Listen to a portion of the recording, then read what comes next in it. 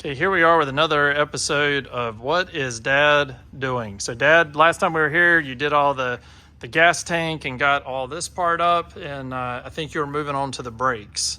I've had all the brakes apart, every wheel cylinder apart, all 6 of them, because you have 2 on the front wheels and 1 on each back wheel. I've had all them apart, honed them, cleaned them, made sure they wasn't hurt, they've just been sitting for 10 or 12 years. So I got all the brakes back on, made new lines for all this, so they didn't look like they'd been around a gas oxygen settling bottle or something. I actually use a bender. And so now I'm working on the gas lines, and I've got the one I'm coming across the top right now with it. Now this one here, I actually bent it on the car. It will never come out unless you cut it. I assure you, it won't come out. But the one I took out, I really think we'd have had trouble running the speed limit. Yeah, that looks a little pinched up. I can't imagine why they smashed that like that or how they did. But, you know, it's mashed completely flat.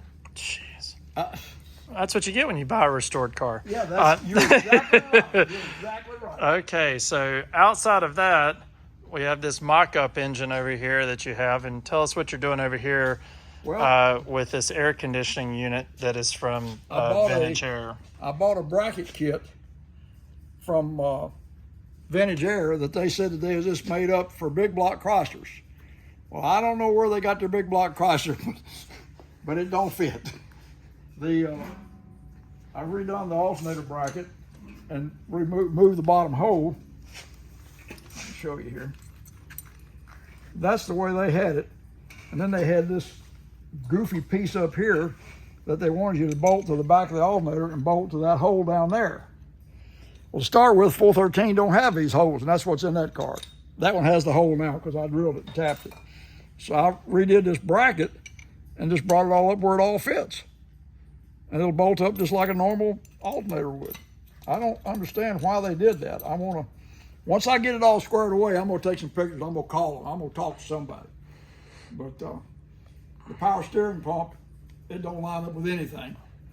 So I've got a bracket ordered from March. March sells a bracket for a Saginaw power steering pump that bolts right on.